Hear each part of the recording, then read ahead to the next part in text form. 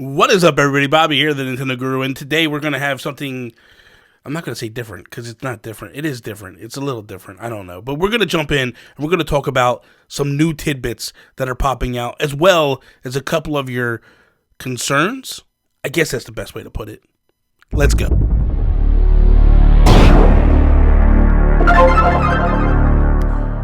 Okay, so Animal Crossing Direct video playing to give you guys something to watch so you just don't hear me ratchet trolling and all that stuff. But let's just start off with some stuff that I'm kind of wanting to bounce through and go through. A couple questions and then some new tidbits that have basically come out. From Lady Love, it says, here's a question for you, Bobby. Will you be creating more than one island with 2 or more consoles and game cartridges? And do you think the special edition Animal Crossing themed console will be available at retail stores or online at release date March 13th? I'm wondering if Best Buy, Target, or Amazon will restock. So I don't believe they will restock, but I do believe that there will be availability of some of these games. I think that we might get a little lucky in terms of, like, you might get a handful. You have to really pay attention, because sometimes what happens is these stores, they'll put it out for sale, right? And they'll go and charge people's credit cards, but people just don't have the money on the credit cards. So then what they do is they put them back up for sale that day. Typically, Amazon is notorious for this. If you pay attention, really pay attention. And my suggestions would be to follow sources. Nin Mobile News would be a good source. Nintendo Wire would be another good source. But not just follow them, hit the bell, because then every single time something pops up, you'll be able to grab it. Wario64 is another source. Just follow them and hit the bell, and every single time they tweet, you'll see it, especially that day, because then the minute it goes up for sale, you'll be able to jump on and grab it. I've been very successful in the past in doing such things, so that would be my recommendation to anybody who wasn't able to pick up one in the very early going. This is how you would handle it, in my estimation. The other thing is, will I be having multiple towns? Yeah, I'm definitely going to have multiple towns. So I'm not getting rid of my original Switch. I'm not getting rid of any of my Switch lights that I have on the shelves behind me. Right now, I only play with one, and that's the yellow one. So I'll probably have a town on the yellow one. I'll probably have a town on my original one, and a town, obviously, on my New Leaf one. And it's basically going to be this. The New Leaf one will be the one that I predominantly stream with, and you'll see me playing online and when we stream on Twitch and all that stuff. That'll be the one that's predominantly used. The one that's my old school Switch unit, I'm thinking about creating a town based on the television show Saved by the Bell. That's the theory, at least. That's my idea at this moment. I think what I'm going to do is I'm going to basically call it Bayside, and then try to build it or replicate, like, houses similar to the different things, and we'll see. That might be just a fun one that I do on stream, just to kind of like, hey, today we're going to decorate this, and let's go in and check it out, and kind of way to break up the monotony of the serious, hardcore Animal Crossing town and this one. So that's the way the game plan is anyway. Voide says, what's your favorite small detail they added into the game? Mine is probably the wind. Also, I hope you feel better soon. I was sick a couple days ago, and so thank you, Voide. I mean, come on, the wind is pretty spectacular. But I think the small detail that is small, but it's not small, it's a probably big one for a lot of people. But I think the coolest thing they did was the paths. We could always put paths down. We could always put these little, cutouts down. But I think the coolest little subtle detail is, not only did they give us the ability to edit those paths, but it seems like they're rounding them off and making them look like the game. They're not pixelated like they were on the 3DS and stuff. So I think that's just such a small attention to detail to go, hey, we want to make you, if you make a pattern, we don't want it to feel like a pattern. We don't want it to feel all pixelated. We want to make it feel like it's part of this world that we created. So we're going to smooth off the edges. We're going to make stuff feel and look better. So when we do use the designing editor to actually create paths of our own, it's going to be really awesome. It's going to look and feel like it's part of this game, and it was made in the game originally. So that is probably the one thing that has me really excited, is just the little attention to detail that they did there. I mean, even when you look at, like, shirts and stuff, like, just taking off that edginess, that pixelation is just going to be so cool. So I'm all for it. I'm really excited about that. IVM said, will we be able to move the town hall? So this is the one thing. I do not believe that you'll be able to move the town hall, because here's the thing. If you were able to move town hall, wouldn't they keep it all in one spot? But this thing, when you look at the different maps, and there's various maps, town hall or the residence center is the one thing that's consistently moved about the map. Yes, the rivers and lakes, but the airports are the same spot, the docks are the same spot, like everything's really the same except for that. So it makes me think that basically wherever that thing goes is where it's being locked in, loaded, and that's the end of the line. That's all you're going to be able to get it to be, is in that one spot, which is the reason why I think you really need to pay attention to your town when you pick, because if that's not being able to be moved, that's the one thing that you're going to want to be able to say, like, where is this at? Is it centrally located? Is it more to the north? Is it more to the south? Where do you want it to be? In most Animal Crossing games I've ever played, my town hall has always been further down from the gate. So if this game, if the gate is in the south at the very bottom of the map, which is the Dodo Birds Airport, I'm going to want to kind of probably go as high up north as I possibly can to have some distance between them. Just something I've always done, predominantly done in games, is to keep the distance between the two. It's just something I've liked. I've liked that feel where it just feels natural, that it's not right on top of you, like you have to go to this town hall. And I don't know, we'll see how it works out in this particular game. Joseph Costa says, what about Nintendo items? What about Nintendo items? We haven't seen any Nintendo items, and I mean, obviously they're going to have them. This is a staple of the series. This has become a main staple of the series. Now, how we've acquired them in the past has consistently changed. You know, it was a matter of, like, you could buy them, they just randomly show up, and then there was raffle tickets that you could, then there was raffle tickets and you could earn them and win them, and then it turned into, you know, steps in New Leaf, like as you walked around with your 3DS, the encouragement of street passing, which would then get you these little, you know, fortune cookies, or get you these little special tickets that you could then take them and turn them in and then sell them and get prizes that were basically specifically Nintendo items. I don't know the catch for this. What I hope the catch is, and I've talked about this in an earlier video, is I've got hundreds of amiibo. I would love if they were like, hey, you could scan in literally every single amiibo you have, and that particular amiibo will bring in a different character. It'll bring in a different item for that character. Example, scan in a Pikachu amiibo from Smash and you get a Pikachu shirt.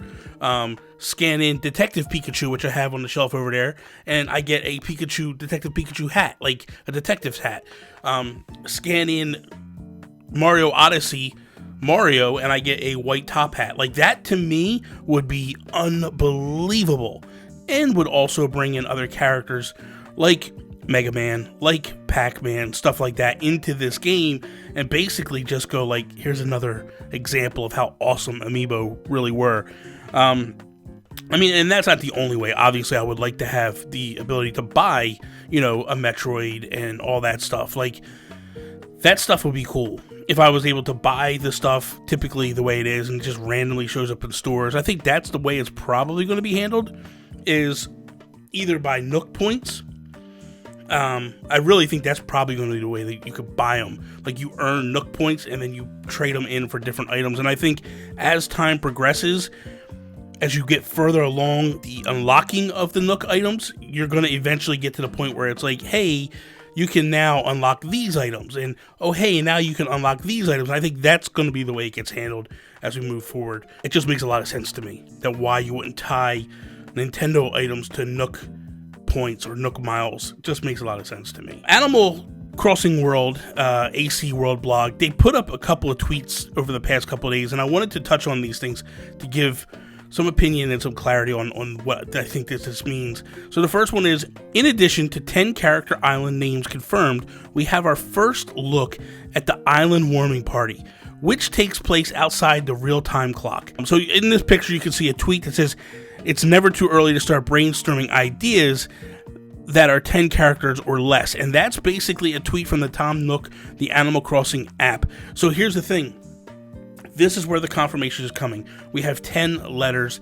I think that's really cool. I think it's nice that they have this implemented in, and this is going to be what it is. And we know they're telling us in advance, like, hey, we know that a lot of you are thinking about this. We know that this is on a lot of your minds.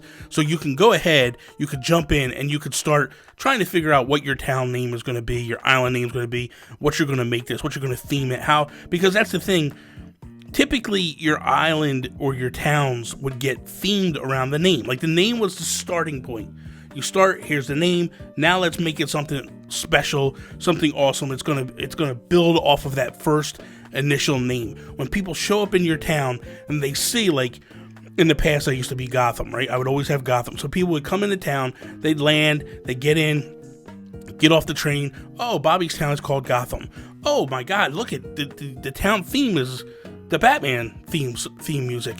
And then, like, oh wait, look at, there's a flag that has Batman on it. And then it would progress from there, and you would have like all these different little cool like Easter eggs that the person that's designing is planning and making this about. So I really truly believe that this is just really cool that Nintendo would say, hey, we're gonna let you know that it is 10 characters and start planning and plotting now. So, and I know we all have already, we've all been trying to figure out, but it's nice to know that, like, now we know. 10 letters, go. Another tweet that came out from them says, there's so many new options for arranging your villagers' houses in Animal Crossing New Horizons. Will you have your favorite villagers as neighbors like this, or keep them far away from your space? So this has been something that I've been thinking about, honestly, since the announcement of this game. Since we knew that we could literally put houses where we wanted them to go, immediately my mind started laying out, where do I want my house in proximity to the other villagers or islanders, and where do I want that in proximity to the other, you know, stores and town hall, and I like this. I like the idea that we can build developments or build little communities and that make it feel like a real-time town. Like, we can make these things really our own. In the past, when you played Animal Crossing game, all the houses were so spaced out that you couldn't butt everybody up. You couldn't have anybody close, because not only that, you didn't get to choose where the houses went. They would just drop in. You'd come, you turn the game on, and you go walk around your town, and like, boom, there's a house, there's a plot for a potential house in the middle of all my hybrids. Nice. This is basically, hey, you could section off this area, and this is going to be a development. This is going to be a community for you. And I like this aspect. I love this idea that they are now allowing us to butt these houses right up to everything. The other thing too is, when you look at this image that's being used, that's showing this off, is, again, the paths right up to the houses. This was something that in the early goings, people were very concerned about. They were afraid that, like, hey, the paths aren't going to be able to go up to the houses. Now we know. This is going right up. This is going to be right there. And to me, it's just another example of wait and see. Like, don't get yourself so worked up because you don't know what's happening. We see this, we see these paths, we see these houses, we see where these things are coming up. I'm excited. The more I see, the more excited I get. I'm not going to lie. So there we go. So it starts off here and it says, now your deserted island will be named during an island warming party on your first evening in Animal Crossing. New Horizons could be up to 10 characters long, a series first. So that's number one. It's never been able to go 10 characters long. The other thing is they have an island warming party. This is essentially when you come in, they're going to bring you to this area, no matter what time of day it is. It's not going to compete with the real-time clock. New Leaf did this as well. There's a tutorial moment where you're going through and you're trying stuff and it's showing you things and it's teaching you the game, more or less. When this is happening at these moments, it doesn't correlate with the real-time clock. It is totally different. So typically, if it's 1 o'clock in the morning, it's 1 o'clock in the morning in the game. That's not the case at this moment. Once you complete whatever tasks that they put before you and you get yourself set up to be like, okay, here it is, we're off and moving with the game, then everything will reset, you'll be good to go, and then you're going to be operating off the real-time clock. Very cool, and I like that this is all happening the way it's happening. So it makes me just excited even more to think, like, they are laying out everything and plotting ahead of time. They're showing us their cards early enough that we can figure all this stuff out, which is essential.